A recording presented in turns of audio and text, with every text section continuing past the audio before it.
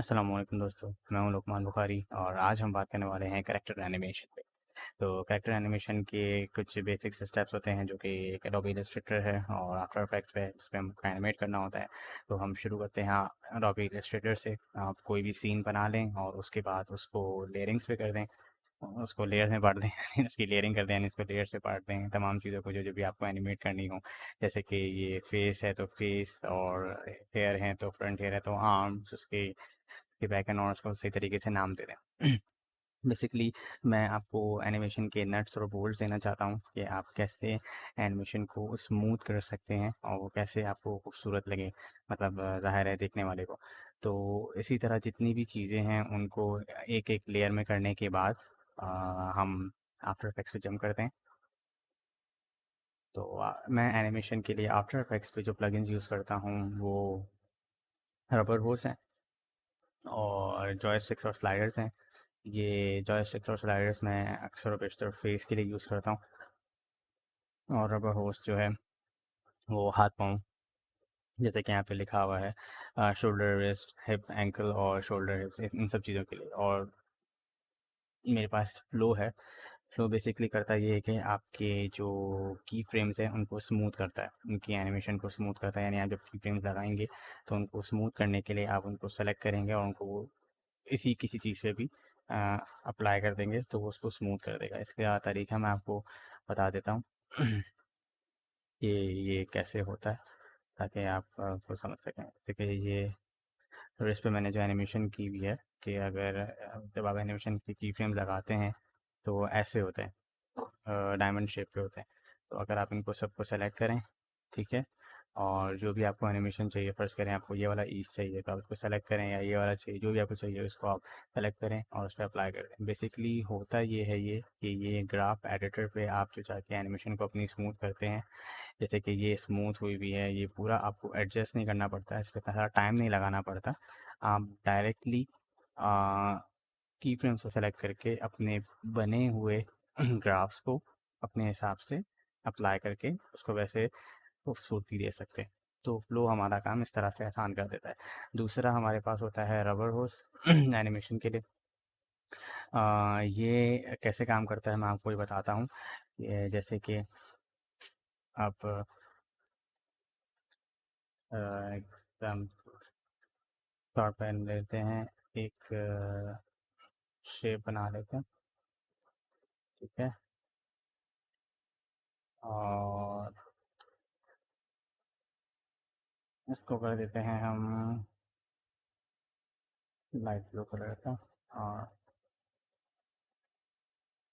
Stroke हटा देते हैं।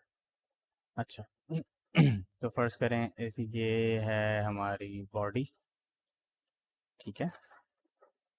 तो अभी हम फर्ज करें शोल्डर टू रिस्ट हमें बनाना है, सही है, आर्म बनाना है पूरा। तो हम उस चीज़ को सेलेक्ट करके न्यू रबर होस पे क्लिक कर देंगे। अच्छा, ये न्यू रबर रेक भी करता है और न्यू रबर पिन भी करता है, मगर मैं आपको फ़िलहाल अभी रबर होस के न्यू रबर होस के बारे में बताऊंगा, क्योंकि जो हम इस एनिमेशन यूज़ करेंगे वरना ज़ाहिर है चीज़ें काफ़ी प्रोलॉन्ग हो जाएंगी। तो जिस हिसाब से हम चीज़ों को यूज़ करते जाएंगे उसी उसी हिसाब से मैं आपको बताता जाऊँ।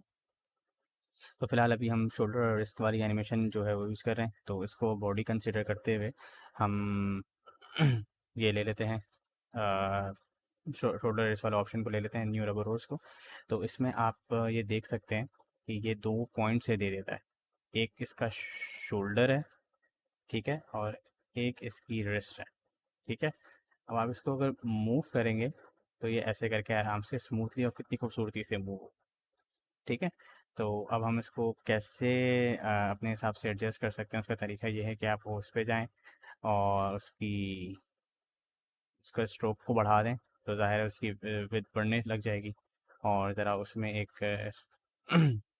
मतलब वो बॉडी के हिसाब से कंपैटिबल लगेगा, वैसे ऐसा कह सकते हैं। तो ज़ाहिर है अगर आपकी बॉडी ज़्यादा बड़ी है, जैसे कि ये बॉडी बड़ी है, तो मैं उसको होस्ट को उसी हिसाब से एडजस्ट कर रहा हूँ, और मैं कोशिश करूँगा कि ये 125 हो जाए, तो ये सही लग रहा है। अच्छा, अब होस्ट नज़र आए हम उस हिसाब से इसको कलर दे देते हैं, थोड़ा सा डार्क कर देंगे ताकि ये एक अच्छा लगे।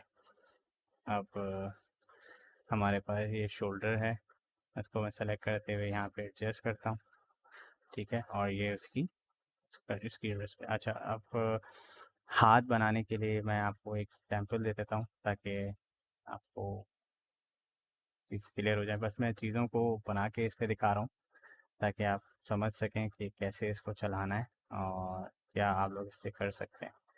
क्रिएटिविटी आपकी अपनी होगी, आसानी का काम अगर मैं कर सका तो वो बड़ी बात। तो इसी की मैं कोशिश कर रहा हूँ। और ये हम इसको उसका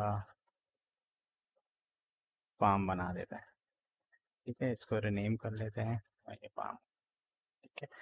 अब इसको हम रिस्ट से, ठीक है, और शोल्डर को हम बॉडी से ज्वाइन कर देते हैं। अब अगर फर्स्ट करें बॉडी की पोजीशन हिलेगी तो आप देख सकते हैं शोल्डर भी उसके साथ मूव हो रहा है, ठीक है। और इसी तरह अगर रिस्ट हिलेगा तो उसके साथ उसका हैंड भी हिलेगा। तो अब अगर फर्स्ट करें इस पर वॉकिंग एनिमेशन हमें देनी है तो बॉडी पे हम पोजीशन लगाते हैं, फ्रेम्स को छोटा कर देते हैं, फ्रेम्स पे आ जाते हैं और पोजीशन और रोटेशन दोनों ले लेते हैं। चल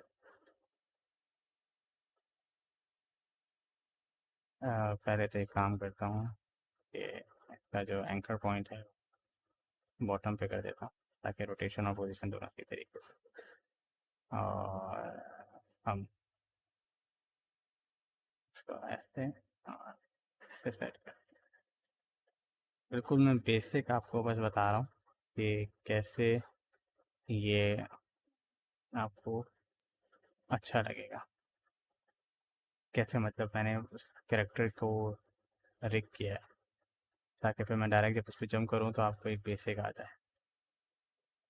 ठीक है। इसको एन दबा देते हैं। एन से होता ये है कि जो आपकी वर्क एरिया है वो ट्रिम हो जाता है उस तक जहाँ तक आपने एनिमेशन की हुई है, वहाँ पे आपको रख के ज़ाहिर टाइम फ्रेम पे रखना पड़ता है। इस फ्रेम पे ये है और लास्ट फ्रेम पे वो नीचे है, तो हम को कॉपी करके यहाँ पे कर दें तो वो लूप हो जाएगा, तो वो ऐसा लगेगा, ठीक है।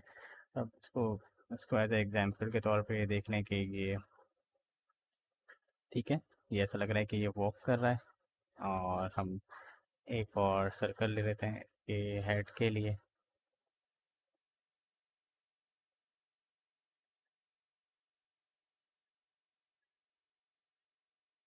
पॉइंट साइन करके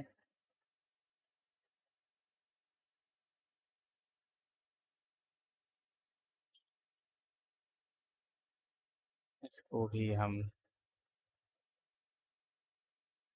हेड का नाम देके बॉडी से ऊपर दें सिंक। अब ये इसके साथ मूव होने लगेगा, ठीक है। मगर हमें चाहिए कि हम इसकी पोजीशन अपनी खुद बनाएं और इससे होगा ये कि ये अपनी मूवमेंट खुद कर देगा। तो पोजीशन प्लेस करने पे वो नीचे जा रहा है तो कोई मसला नहीं, सारी पोजीशंस को सेलेक्ट करके उसके ऊपर रखते हैं। अब वो मूव होना शुरू हो गया, इसको फिट करके देखते हैं, ठीक है। और बॉडी के नीचे रख देते हैं। ये बिल्कुल बेसिक है कि जिससे आपको पता चले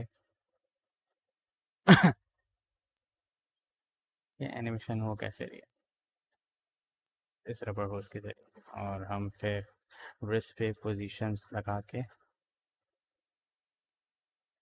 हाथ को मूव कर देते हैं।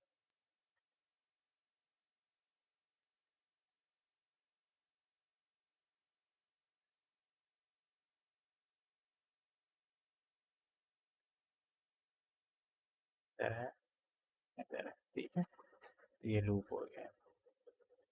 तो इसी तरह आप और भी हैंड, पीछे वाला हाथ भी ऐड करके, लेग भी ऐड करके इसके एनिमेशन कर सकते हैं। बेसिकली मुझे आपको ये दिखाना चाहिए था ताकि आपको रबर होस का फंक्शन समझ आ जाए, ये हाथों को कितनी आसानी से एनिमेट हम इसके ज़रिए कर सकते हैं।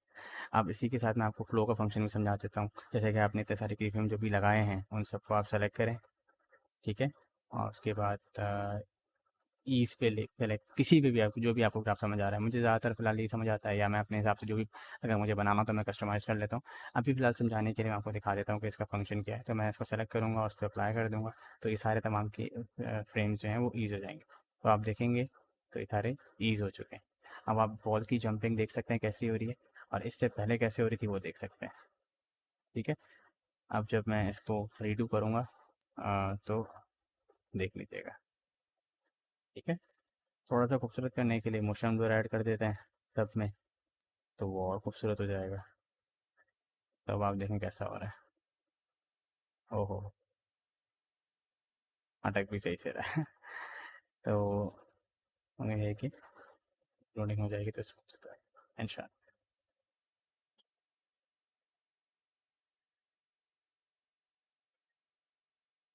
अब आप देखें ये ऐसे एनिमेशन हो रही है।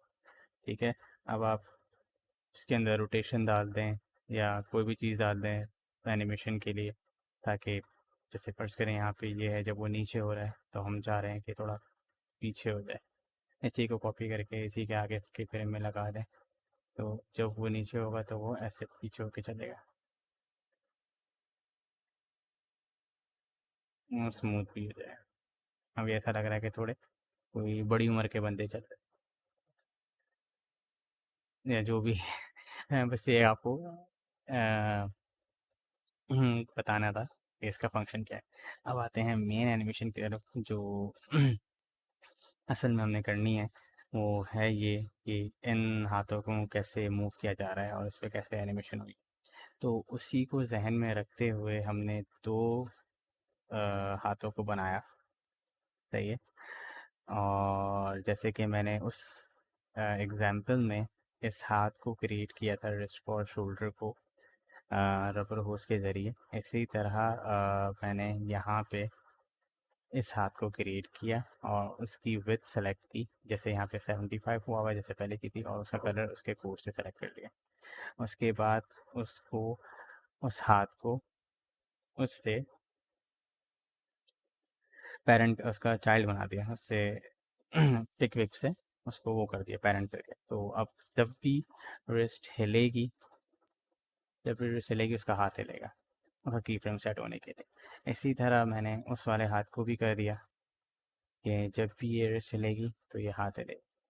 तो इससे आपको आसानी ये हो जाती है कि जो भी आप मतलब जहाँ भी आप इसके इसके रिस्ट को, एंकर पॉइंट, उसके कंट्रोलर को पकड़ के आप आराम से हिलाएं, तो उसके साथ सारी चीज़ें उसकी, मतलब उसके हाथ, उसकी फिंगर, जितनी भी सारी चीज़ें, जितना भी आपने एनिमेशन दी हुई होगी वो सब खुद ही हिलना शुरू हो जाएगा। अगर मुझे यहाँ पे ऑटो रोटेट की ज़रूरत नहीं पड़ी थी, अगर आपको पड़ती है तो यहाँ का ऑप्शन उसका ये है। ये बेसिकली करता ये है कि ऑटो रोटेट स्टार्ट, यानी कि अगर आपका हाथ कहीं मूव होगा किसी ऐसी पोजीशन पे जहाँ उसको लगता है कि उसका हाथ रोटेट होना चाहिए, तो वो उस हाथ को खुद ही रोटेट करवा देता है, मतलब उसी के डायरेक्शन में स्विंग कर देता है ताकि वो अच्छा लगे। अगर मैं इसको हटा देता हूँ तो यहाँ तो ज़्यादा फ़र्क नज़र नहीं आ रहा, मगर क्योंकि वो एनिमेशन इस कदर कॉम्प्लेक्स नहीं है कि हम हाथ को पीछे या कहीं और ऐसी जगह पे लेके जा रहे हैं कि मतलब जो बॉडी से मूवमेंट से दूर जा रहा है या कितना एक्सटेंड कर रहे हैं, तो शायद वो इसलिए इतना पता नहीं चल रहा है। मगर ऑटो रोटेट का फंक्शन ये होता है कि वो उन जगहों को रोटेट कर देता है। इसी तरह फिर हमने इसको एनिमेट करने के लिए दोनों करेक्टर्स, दोनों करेक्टर के हाथों को अपने अपने टाइम पे, की फ्रेम पे, टाइम स्पेन के हिसाब से, यानी हमारे पास अगर 12 सेकंड है तो वो क्या उसमें उसको करना है कि वो ज़ाहिर है ये सीन जो बनाया गया है वो थर्ड पार्टी लैब पे बनाया गया है कि जो ये प्रोडक्ट है उसको थर्ड पार्टी लैब टेस्ट करती है। तो उसको टेस्ट करने के लिए हमने ज़ाहिर है एक साइंटिस्ट को दिखाया, वो जिसको टेस्ट कर रहा है। तो अब टेस्ट करने के लिए हमने उसके पीछे ये थॉट प्रोसेस रखा था कि ये इस प्रोडक्ट को टेस्ट करने के लिए मैग्नीफाइंग ग्लास से उसके उसको टेस्ट कर रहा होगा, उसको देख रहा होगा, तो उससे अंदाज़ा हो जाएगा। तो अब इस सीन को हमने बिल्कुल उसी तरह से सेट किया रबर होस के ज़रिए, रिस्ट को उसकी पोजीशन दी कि वो इस पोजीशन पे यहाँ यहाँ मूव होगा, तो आप वो देख रहे हैं कि वो कैसे मूव हो रहा होगा। ठीक है, और उसके बाद वो उसमें एडजस्ट हो जाएगा। अच्छा, इसमें मैंने जो माउथ की एनिमेशन है वो ऐसे दी थी कि आँखों को और तमाम चीज़ों को जितनी भी हैं उनको मैंने खुद ही से की फ्रेम्स दे दिए थे, क्योंकि मुझे पता था, अंदाज़ा हो गया था कि इसमें इतनी फेस एनिमेशन नहीं होगी, तो मैंने जॉयस्टिक्स और स्लाइडर्स यूज़ नहीं किए थे। जॉयस्टिक स्लाइडर्स बेसिकली आसानी करते हैं, वो भी एक कंट्रोलर दे देते हैं और आपको फिर आपके पास पूरी फ्रीडम होती है कि आप आसानी से उसको मूव कर सको। कहीं भी आपको अगर उसको पूरे फेस को कंट्रोल करना हो, तो वो भी आसान हो जाता है। तो ये है वो कैरेक्टर एनिमेशन जो कि आपके लिए आसानी कर देगी कि आप कैसे कैरेक्टर को एनिमेट करें। अगर आपके पास और भी कोई क्वेश्चंस हैं कि कैसे मैंने इस कैरेक्टर को स्मूथली एनिमेट किया या इसके पूरे सीन को कैसे बनाया, तो मुझसे ज़रूर पूछिएगा। मैं आप लोग की ज़रूर हेल्प करूँगा।